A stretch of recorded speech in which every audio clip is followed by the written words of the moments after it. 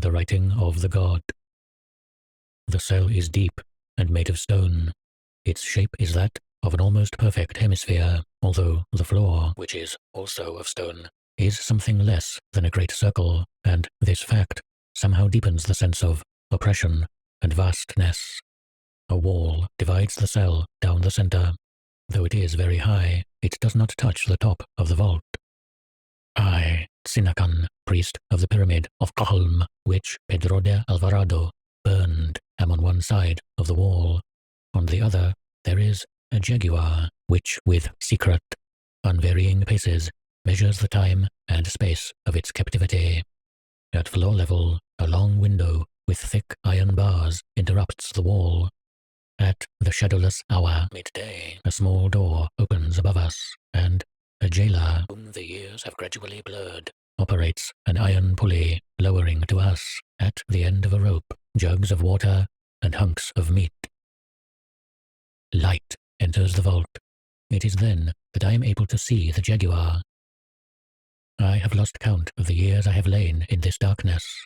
I, who once was young and could walk about this prison, do nothing now but wait, in the posture of my death, for the end the gods have destined for me.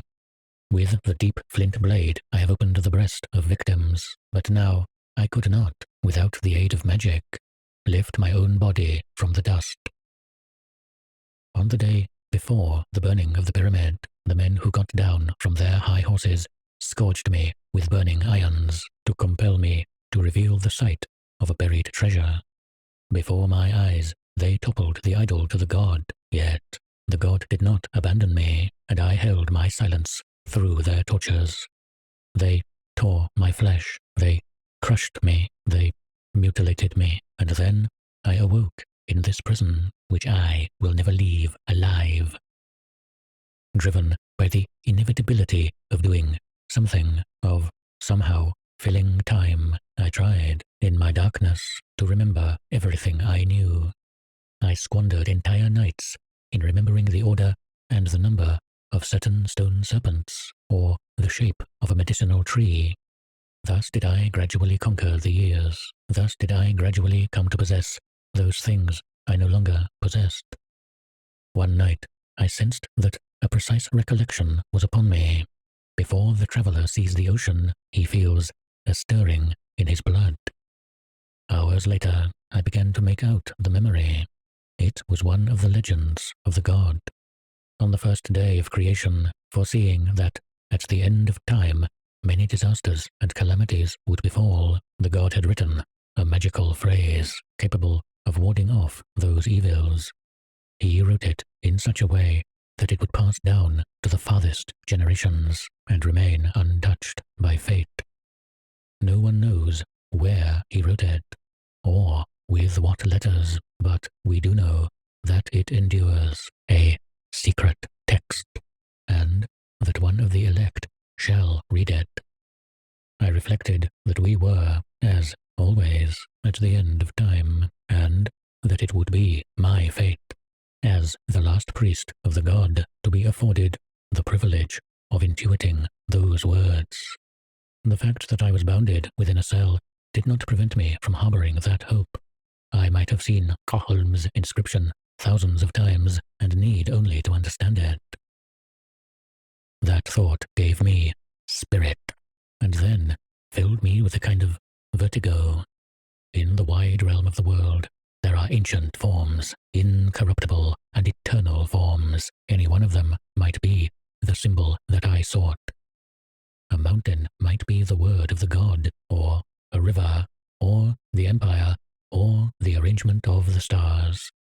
And yet, in the course of the centuries, mountains are leveled, and the path of a river is many times diverted, and empires know mutability and ruin, and the design of the stars is altered. In the firmament there is change.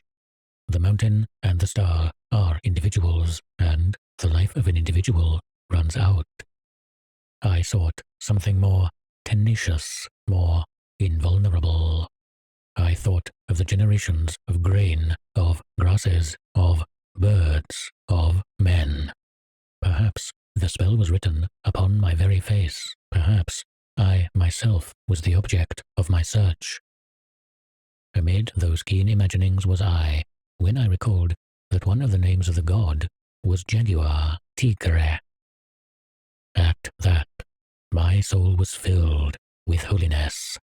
I imagined to myself the first morning of time, imagined my God entrusting the message to the living flesh of the jaguars, who would love one another and engender one another endlessly in caverns, in cane fields, on islands, so that the last man might receive it. I imagined to myself that web of tigers, that hot labyrinth of tigers, bringing terror to the plains and pastures in order to preserve the design.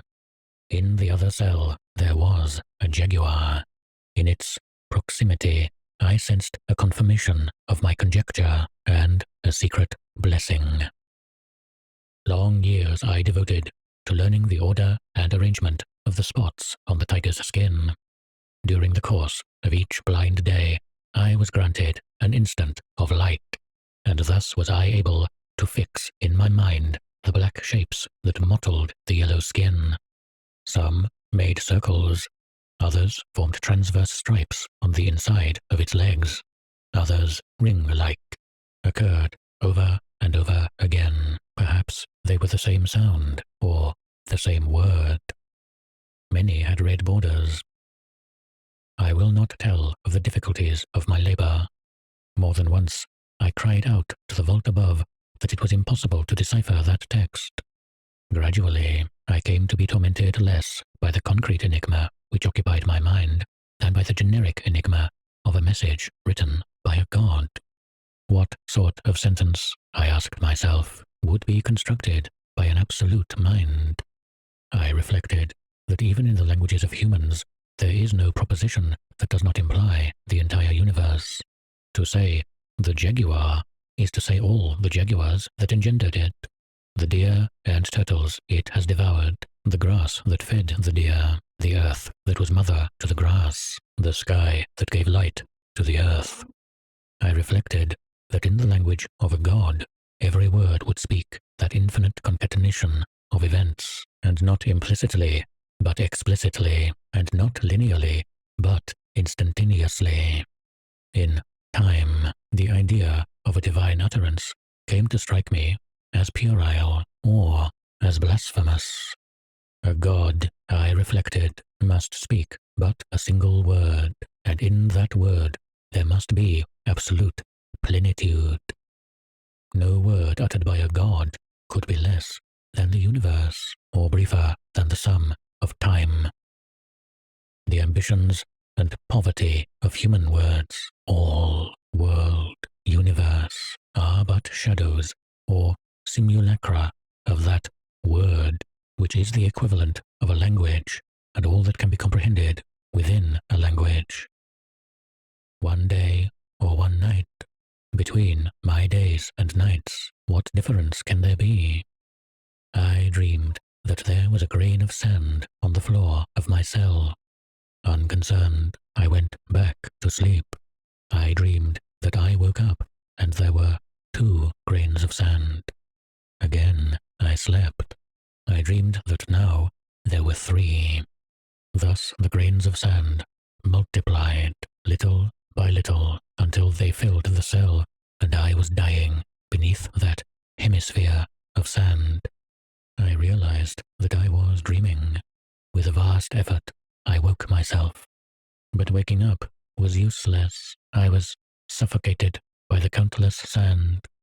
Someone said to me, "You have wakened not out of sleep, but into a prior dream, and that dream lies within another, and so on to infinity, which is the number of the grains of sand. The path that you are to take is endless, and you will die before you have truly awakened." I felt lost. The sand crushed my mouth, but I cried out, "I cannot be killed by sand that I dream, nor is there any such thing as a dream within a dream." A bright light woke me. In the darkness above me there hovered a circle of light. I saw the face and hands of the jailer, the pulley, the rope, the meat, and the water jugs. Little by little, a man comes to resemble the shape of his destiny. A man is, in the long run, his circumstances. More than a decipherer or an avenger, more than a priest of the god, I was a prisoner. Emerging from that indefatigable labyrinth of dreams, I returned to my hard prison as though I were a man returning home. I blessed its dampness, I blessed its tiger, I blessed its high opening and the light. I blessed my old and aching body, I blessed the darkness and the stone. And at that, something occurred which I cannot forget and yet cannot communicate. There occurred union with the deity, union with the universe. I do not know whether there is a difference between those two words. Ecstasy does not use the same symbol twice. One man has seen God in a blinding light. Another has perceived him in a sword or in the circles of a rose. I saw a wheel of enormous height, which was not before my eyes, or behind them, or to the sides, but everywhere at once. This wheel was made of water, but also of fire, and although I could see its boundaries, it was infinite. It was made of all things that shall be, that are, and that have been, all intertwined, and I was one of the strands within that all-encompassing fabric, and Pedro de Alvarado, who had tortured me, was another. In it were the causes and the effects, and the mere sight of that wheel enabled me to understand all things without end. O joy of understanding, greater than the joy of imagining, greater than the joy of feeling. I saw the universe and saw its secret designs. I saw the origins told by the book of the people.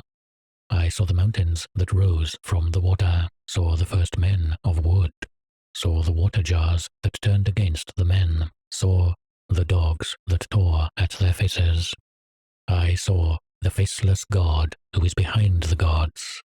I saw the infinite processes that shape a single happiness, and, understanding all, I also came to understand the writing on the tiger. It is a formula of 14 random, apparently random, words, and all I would have to do to become omnipotent is speak it aloud.